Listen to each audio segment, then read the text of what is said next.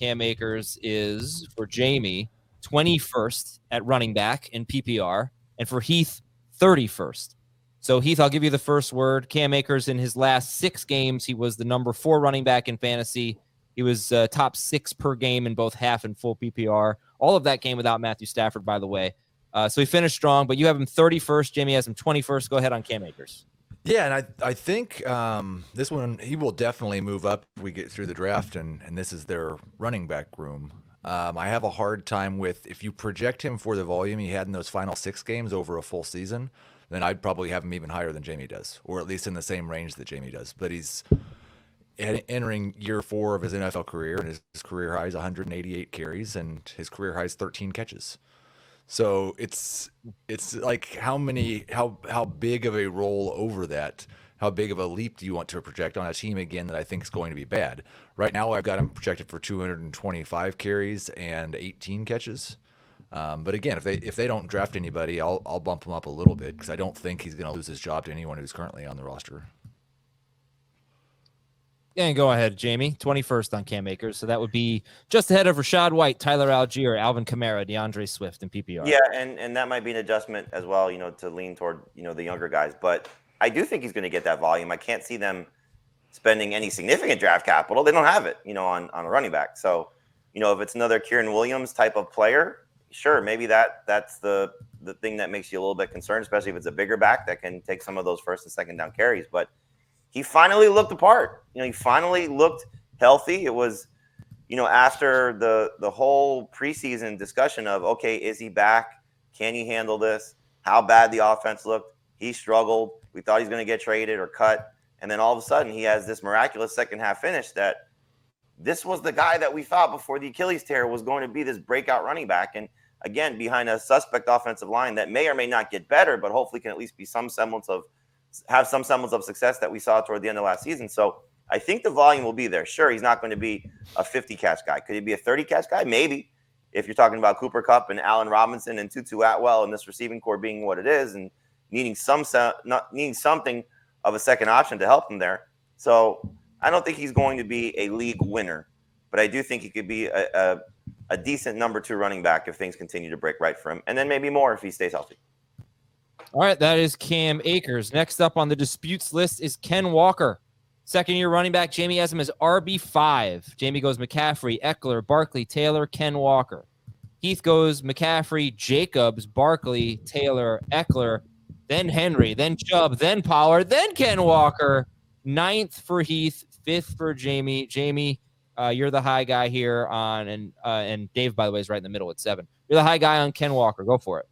I just think he's going to build off what we saw last year as the featured guy in a Pete Carroll offense that hopefully is going to get some help on the offensive line. And not necessarily that they need it to save him, but I certainly think it could help this offense in general. And so we'll see what they do with 2 picks in the top, I think it's 15, top 18 in the NFL draft. Could come away with 2 offensive linemen, which would be just fantastic. But I don't think he's going to have significant competition for touches. I love the fact, whether it's, just Pete Carroll being Pete Carroll or, actually coming to fruition, what he said at the owners' meetings when I asked him about him, when he said, we got to throw him the ball a little bit more. And so if that happens, that'll be even better. But I mean, he's got all the opportunities to be in the conversation to lead the NFL in rushing. I think he's going to have a tremendous sophomore season. And for me at this position, at this point, I'm leaning toward youth whenever possible. And he's, at the start of his career, as opposed to some of those guys that are in either, reaching the end of their prime or even at the end of their run as an elite level guy. Yeah, I told you I was going to try to be an ageist this year, and so I've tried to figure out how far I can lower Derrick Henry. Henry and Chubb I'd like to put below him. I don't have anything bad to say about him. I've got him ranked 9th. I love him. I think he's going to be awesome. I agree with most of what Jamie said. It's just whether you're going to, in projecting him to go do something that these guys have been doing. The one I don't think I could rank him over is Josh Jacobs, just because Jacobs is still just 25 years old and already had that role and already led the NFL in yards from scrimmage, and I think he stays in the same situation. All right, that's a good counterpoint there. Why over Josh Jacobs, who was, I think he was number 2 per game in I think 3. Well, depends on, close enough. 2 or 3 depending on scoring setting. Okay, Jamie, so why Walker over Jacobs? Again, it's just leaning toward the player I think who's going to ascend as opposed to one who may take a little bit of a step back. And so As Heath has some concerns about the Rams, I have some concerns about the Raiders. Again, quarterback change. We'll see how that impacts Josh Jacobs in the run game.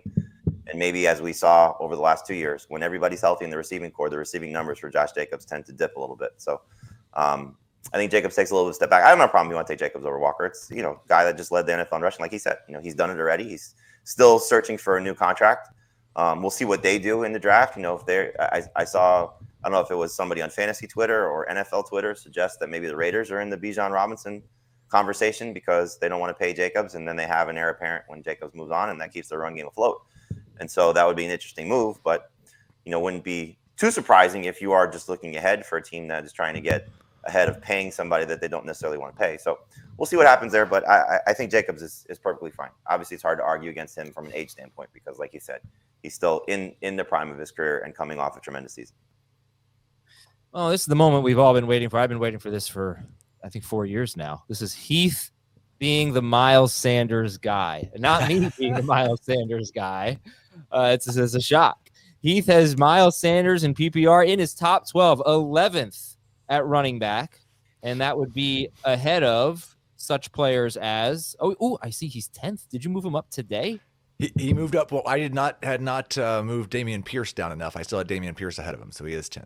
Okay, so he's 10th. Woo! Travis Etienne 11th, Dameon Pierce, Ramondre Stevenson, Aaron Jones, all of them behind Miles Sanders. For Jamie, Sanders is 17th, still pretty high, but not that high. Not ahead of Stevenson, Etienne, Aaron Jones, etc. All right, Heath, you've always loved Miles Sanders. I've always been a big Miles Sanders guy. I think I just look at that contract that Carolina gave him, and it all but guarantees he's a starting running back for him for 2 years. And it's going to cost him some money to get away from him in the third year. I think they went out and paid him like they think he's the guy. And they could have had Deontay Foreman or Rashad Penny or other guys who are super efficient like Sanders, but just aren't quite as reliable. I think you'll see a little uptick in the passing game working with Deuce Staley again. Wouldn't be surprised if he catches 30 or 40 passes. But mostly, I think this is a really good situation for high-efficiency running. He's a very high-efficient runner, and he's not going to have Jalen Hurts stealing touchdowns from him. Okay. Jamie, you still have him high, but, not top 12. I'm Miles Sanders. No, the passing game work is really going to be what's fascinating, because that's something that has escaped him since I believe it was it Chip Kelly, his rookie season, was his coach? It could have been I'm sorry, it was Doug Peterson because that was Doug Peterson, 50 catch guys. So we'll see what Frank Reich decides to do there, what Deuce Staley decides to do there. Obviously, like the head coach just came off of a season with Jonathan Taylor, full season with Jonathan Taylor 2 years ago in Indianapolis. And yes, I don't think that they're going to add any competition of significance. Whether they come out of the draft with a late guy to add, just to the room, or still bring somebody in. So it's probably Sanders and Chuba Hubbard. But I'm always concerned when running backs change teams. I mean, just the track record of these guys, there's instant success in some cases. And then there's some, situations where he's leaving the best offensive line. Like, I can't get past that. He's leaving the best running situation. Forget about, Hurts taking away touchdowns. And yes, the Panthers last year, McCaffrey was great. And then Deontay Foreman was great. Will Sanders have similar success? I hope so. I hope he's better than what Deontay Foreman was when Foreman was good, which is a great situation. Just wasn't involved in the passing game. But again, different coaching staff completely. So I think he's a very good number 2 running back. I still have my reservations whenever guys change teams. I don't think he's got top 10 upside even in this situation. And I'm still a little bit concerned about his role in the passing game because even, I believe when Deuce Staley was still there is when he was dropping passes from his second season on and had an issue with catching the ball. So we'll see how that goes and if they put Chuba Hubbard in that role more so than they do Miles Sanders. Okay.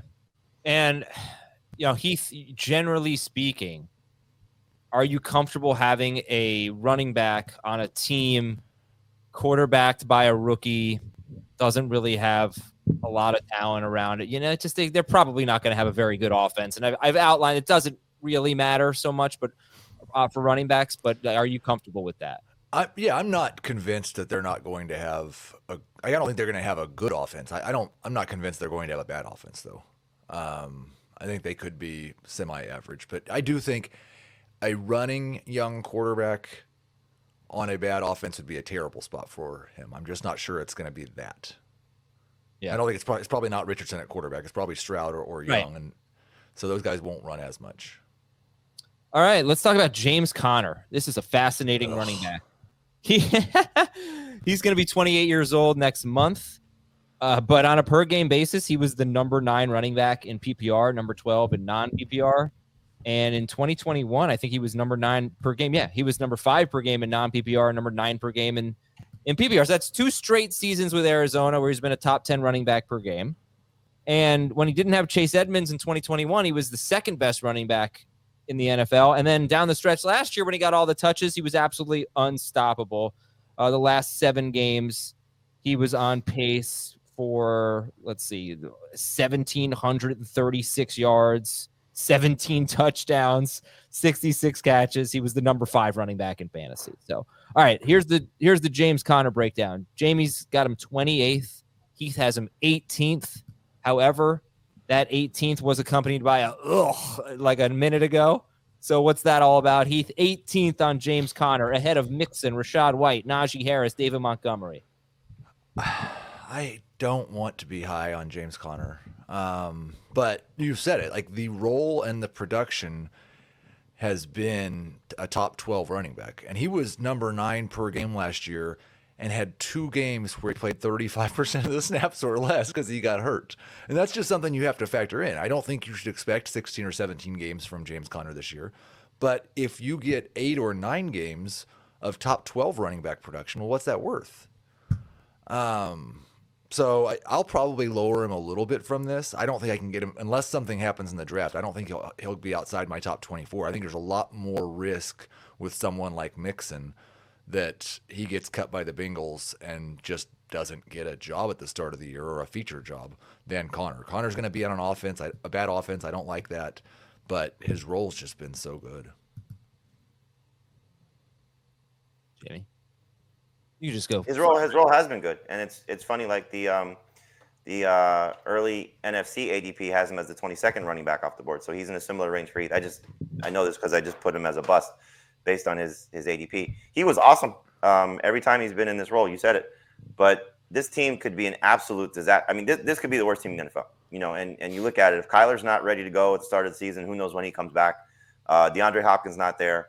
So now you're talking about this receiving core, which is okay. I mean, you know, it's not bad with Marquise Brown, and you know whether it's why am I blanking on Rondale Moore or Greg Dortch?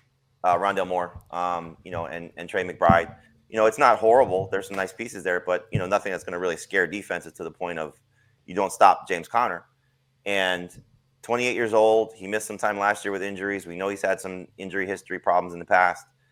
He's just somebody that I'm probably going to be out on unless DeAndre Hopkins somehow stays in Arizona and Kyler's ready for week 1. Then I'll move him up because I like the situation a lot better. But there's another team, you know, you wonder if they're going to add a running back at some point. You know, Keontae Ingram and Corey Clement as the 2 guys behind him don't exactly inspire a lot of confidence. So we can see a situation where this backfield gets some pieces added to it. But yeah, I mean, the Mixon conversation is easy. You know, Mixon gets cut.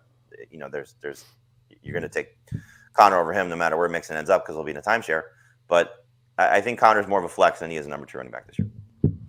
Yeah, I think just to do a counterpoint to what Jamie said, they were awful down the stretch, and he was still doing this. I mean, he played those last 7 games. Kyler Murray only played 1 game. Hopkins played 6 of them.